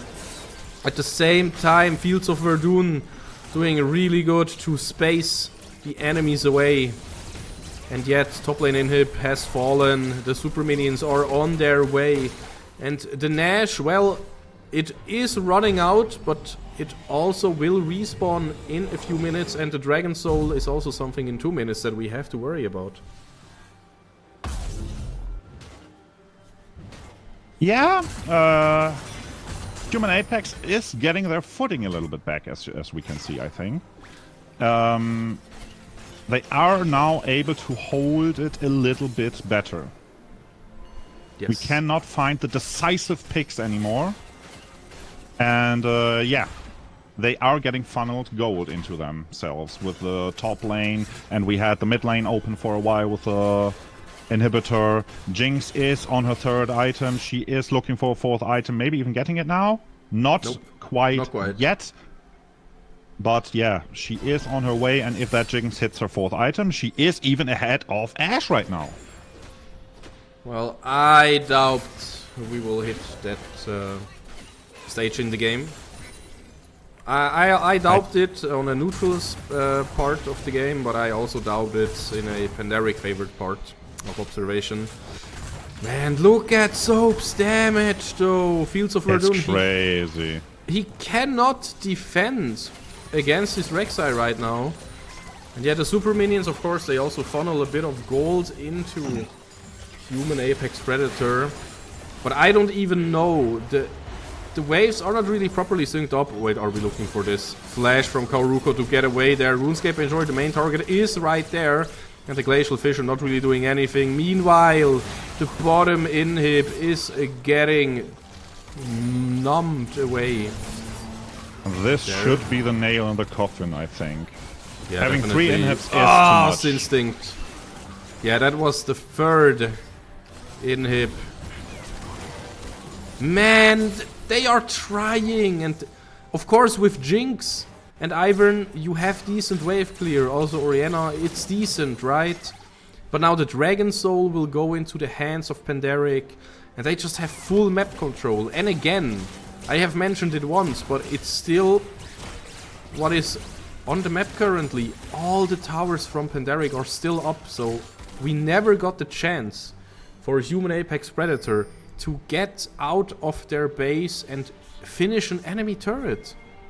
Yeah, Jinx is now on 4 items. That is a thing. We need to keep that in mind, because if she's able to hit freely, then it can get ugly really, really quickly. But so far we were able to shut her down very good. But yeah, we need to keep it in mind. Oh, we definitely do. At the same time, though, look at the minions. Like, yeah, Yeah, look. Do we just go for Nash? Is that the angle? I think it is, but yeah, it is a long time still. Like 20 seconds don't sound like much, but top lane inhibitor will be respawning soon as well. Or can we look for an engage right here and end it maybe on the spot? Oh, we are definitely trying, but it doesn't look like it. Oh, third Jinx Laren. here with No! That damage. Too good. Ranger has to flash out. Instinct. He has to find the engage and poke first before we can go for an engage like that, I think. Because we do not have a traditional mid laner, so that's the thing. Instinct has to worry a little bit there. I know you're fast because of the soul, but still taking a lot of chip damage.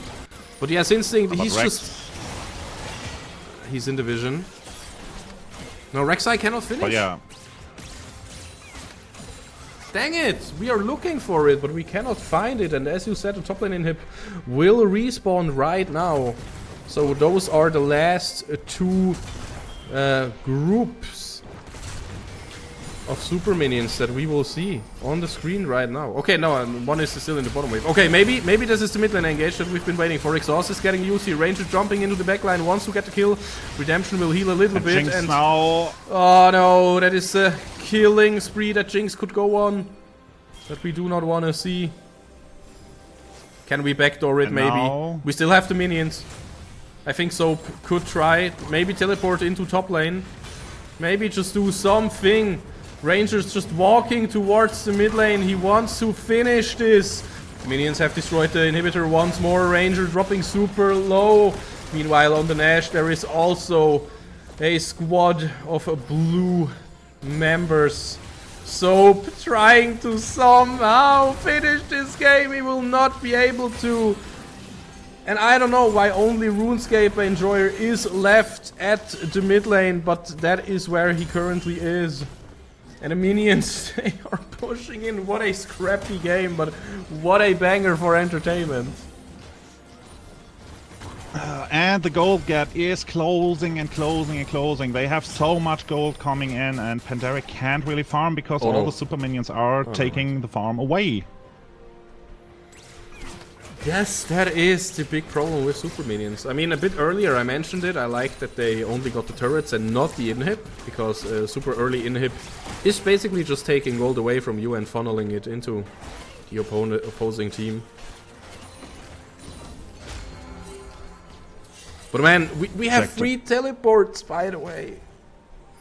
And we can even use it on tunnels from Rek'Sai, don't forget that. Yeah. Inhibs respawning soon. We kinda need to find the Nash angle now.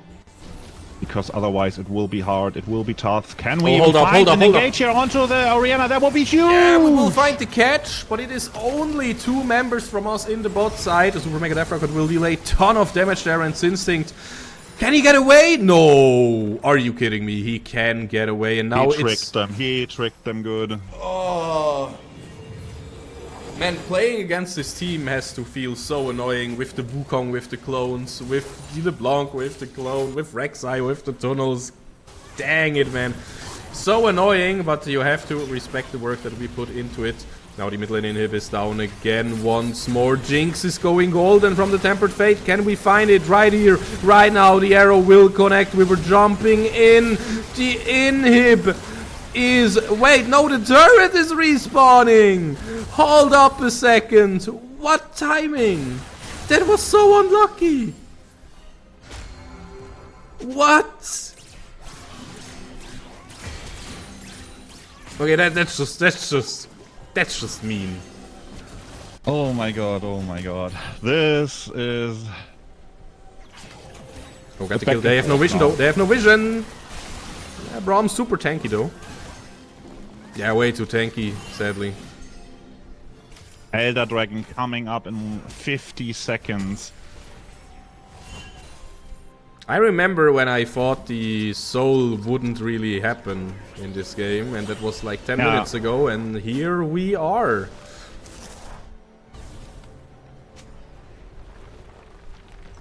Oh my god, these respawning base towers, these respawning Nexus towers. Oh Instinct. Instinct might be in trouble here. Can he get away? He should be. Come on. You can get away, no problem.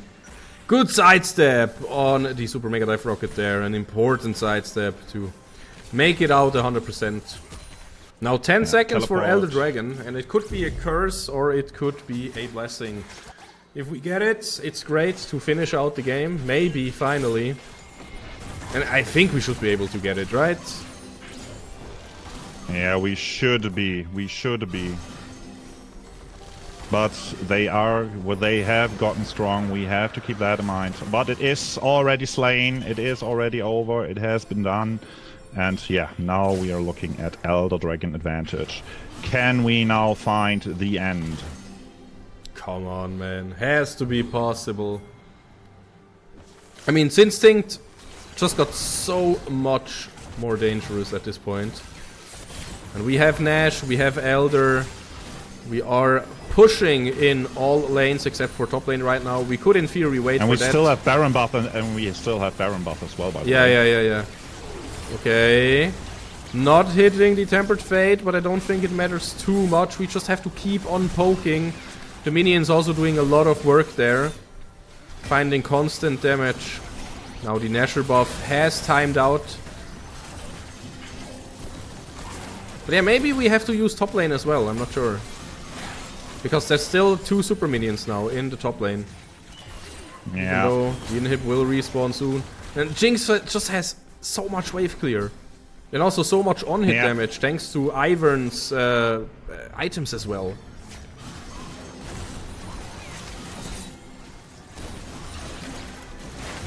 Oh, hold up, inhibitor respawning. Hold your breath, everybody. It could be the final moment any second. Sprinter could look for a shockwave.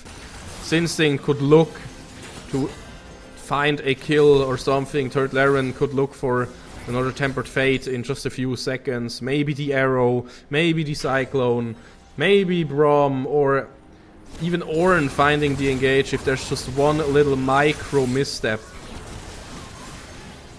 Okay, using that for pokes. Any dropping kinda low. Red buff timing out right now, and that means we have to leave. What a game.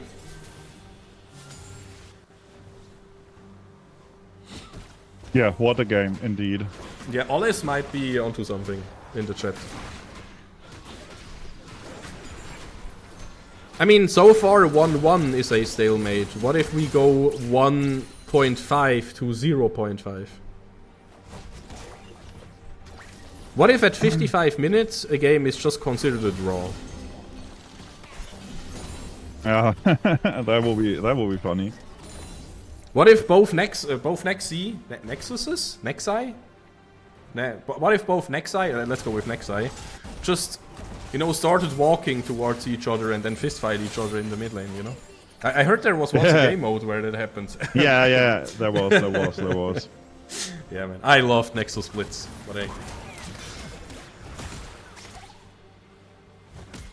We still have a bit to go to hit the 1 hour mark, and I don't know if the game will take that long, but if it just keeps on going the way it is right now, it could go on for that long. Okay. I mean, basically almost everybody is on 5 items right now. Almost everybody is full build. Jinx, for example, is basically full build at this point. Instinct, wait, we're looking for something. Call of the Forge God, and now the Tempered Fate as well to try to not let him ult again, but didn't really work. Anyways, didn't really hit anything. Mid lane inhib will get smashed by the clone, by the way. So Wukong doing a lot of work as well.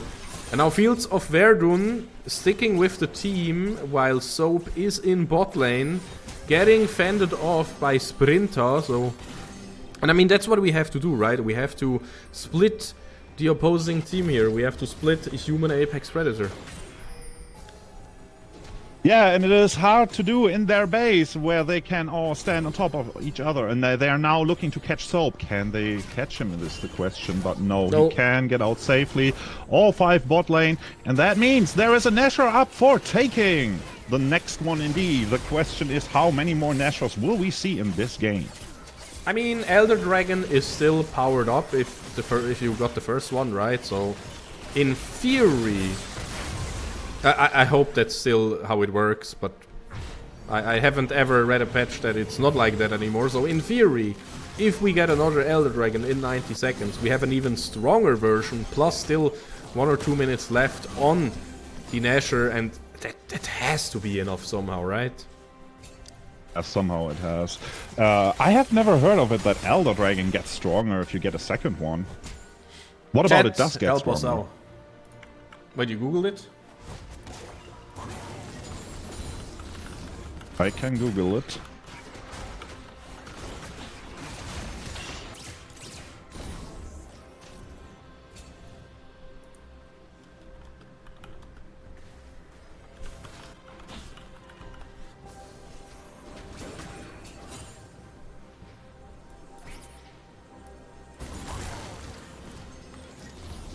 Oh well. I think maybe that's not how it is right now, but anyways, it should be a good power up.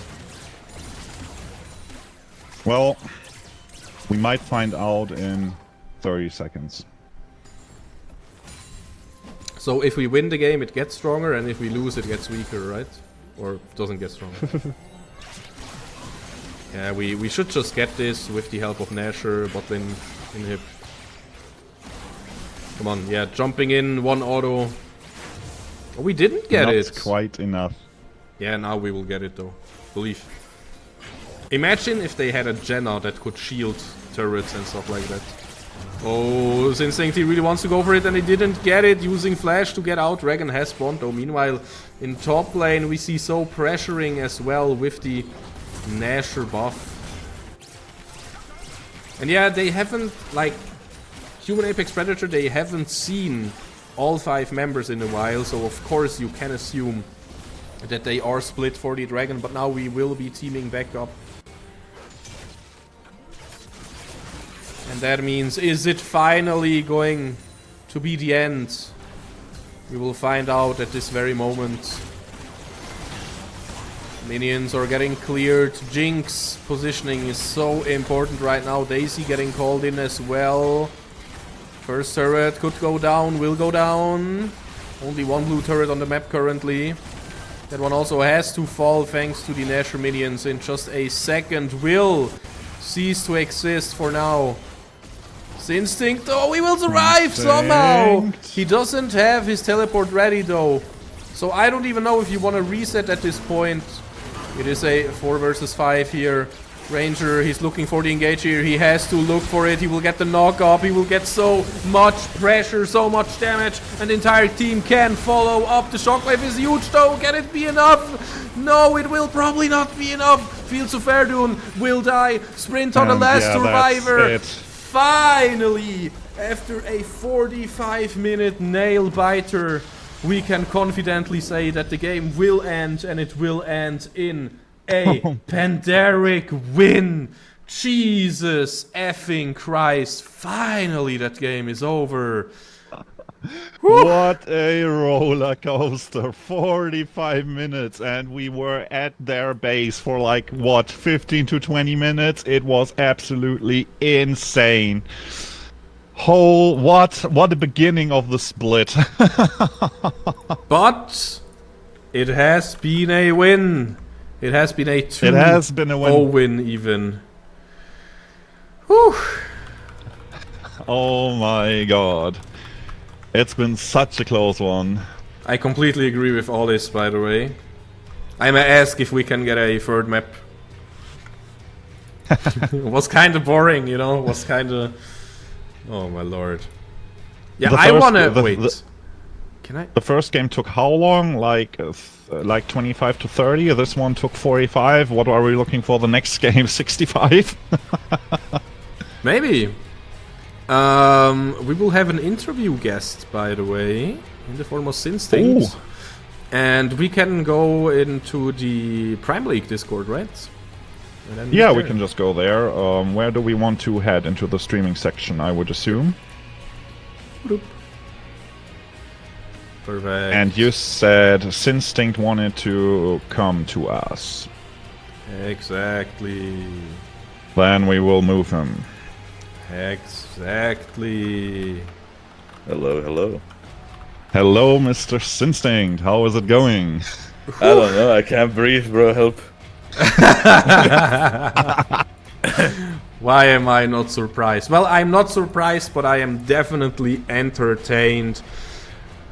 Okay, let's go back to the first game, for a little bit. The good times, yeah. Yeah, the good times. So, I gotta say, I felt like once you got ahead a little bit in the early game, I felt like you had this in the bag. So, were you confident as well throughout the middle part of the game that you basically just have to play it safely and you will win it? Yeah, I mean, the bridge into the mid game was very weird because obviously our opponents were doing quite a lot of like lane swapping and very odd strategies that we needed to take most of the early game to figure out. Yes. But essentially, once we've gotten it down and realized what we need to do in order to counterattack, it seemed to click right in place and not be much of an issue for the rest of game one, honestly. Exactly. So it was an act of thinking for the first 10 minutes of the game and just seeing what do we do. Exactly. But are you happy with how the first game turned out, or would you say if you could play the game again, you would have a way better time? I mean, I think in terms of the way that we adapted to their swapping strategy, it was done quite well. I think obviously, in retrospect, every single game we will ever play is gonna look like improvable, better. We're gonna see more angles from bird's eye view. And hopefully every time we play, we're gonna play better too. Exactly. Okay, now the fairy tale is done for now. The second game. Whew. Okay, first of all, maybe through the draft, you had two special picks with LeBlanc and Bard. Those aren't the standard normal picks that you expect to see. So why did you pick them? I mean, Bard is quite a lot easier to explain. We want our support to be able to... He's the kind of player where we want him to have a tool of initiation for the team fight, for the game in general. And I think Bard is one of those that people don't consider to be within that category. They have two immobile carries. Bard ult is a very, very dangerous thing, especially with how behind Ivern fell in the early game. Yeah. Ended up being like a very, very valuable tool and facilitated most of our initiations and picks until the incident. So, yeah, as for LeBlanc, my intention since before the entire series even started was to play Orianna B1 in game 1, and for them to hopefully either ban it or pick it themselves so I can play LeBlanc. Okay. It wasn't inherently planned strategy in this regard. So it turned out just the way that I wanted it. Especially in lane, because Orianna could, turns out, not play the game in the first, forever of the game. Yep. Now, still looking at the draft, when you were done with the draft and you saw this Ivern, Braum, Orange shell. I call it shell because they're there for the tankiness, for the shields, for the peel and all that stuff. And then you saw the Jinx Orianna. Were you worried as a team, or were you thinking, easy clap, we're, I mean, it is kind of what you could tell until we had that, jumble of a mess that happened later down the road. It is inherently the perfect kind of draft for us to play in, because their mid lane just doesn't exist with Bard, Rek'Sai, LeBlanc. The Orianna is just unable to play. Like, you can put whoever you want onto that Orianna, it's gonna be a really hard time. And it is, from what we've gathered, their best player in terms of raw mechanical output, raw LP numbers, and everything else. So it made quite a lot of logical sense for us to target that specifically. And the comp does allow, Braum is anchored to bot lane in comparison to Bard. So we have a lot more map movement, we have a lot more freedom to exert pressure wherever we want. And we've done quite a good job of that until, one fight went wrong. Yeah. Or one extent did not end up ending it. And then it was all a patience game for 16 minutes of not cracking, not going too far, not diving the Jinx. It was something that was explicitly stated in call at least 100 times during the... Yeah. And then we came up with the idea, after we saw that with the Elder or Baron alone we can't do it, we just said we have to stall both and just go for both and then have a snap engage. Yeah. That's the only way to puncture into them. Yeah. That did it in the end. So yeah, congrats for the 2-0 again. Thank you. I gotta ask you, if you could choose your world skin for yourself right now, what champion would you pick and what would the theme be? Ah, intriguing. I would definitely pick Ori, I think. Alright. Ori's always been the Apex champ in my roster, the one that I could pull out in when everything else is doomed, so to speak, and always feel like I can perform on it. The other close one would be Orianna. I see. Definitely. In terms of a thematic, I haven't really thought of it that deep. Inherently, I think it would probably just reflect the org that I'm in, you know. Well, it can't I'd be like pool to- Ori at this point, you know. That's Hey, already. But it's having already done. having been a designer, I'm gonna answer that question in a better way. I would make a fucking theme that syncs up with the rest of my team's choices in a clean way. I think that would be the best idea. That is a good idea indeed. Now, to go a bit further, if you could go on a date of a champion that you play a lot, where would you go and what champion would you choose? Ah, shit. I think I've touched too much grass for this question, wait. I have no idea, honestly. Okay, I am blanking out here. You're blanking out here. Perfect. Yeah, honestly. I'm blanking out. You're blanking out. Perfect. You know, some questions can be answered later. You know, maybe Hey, on a Twitter it post is what or it is. something. Yeah, or maybe when we're alone, you know. Perfect. But yeah, for now, yeah. Well, thank you so much for the interview. Anything else that maybe my amazing guest caster wants to ask, or that you want to add, Sinstinct? Welcome. I think I don't have to add much. You've both had a very good and fulfilling conversation to listen to. And I'm just happy we turned this today into a 2-0 and broke our curse of going 1-1. And Hey. I loved seeing you play today, guys. And I think you played it very controlled over both games, and we've seen many amazing things. And I just can look forward to see many more great games. And hopefully, Hey, fair. for a long You time. could also supply me with blood thinners for these kinds of games, because I'm gonna get a heart attack on it otherwise. But maybe look into that, you know. So yeah, basically, if you have to go to the emergency, is it covered by the org, or how does that work? That is the question, right? I think I'm gonna have to review the contract. Nonetheless, it was a blast to play it out. I always feel 16 whenever I fucking play League of Legends in competitive.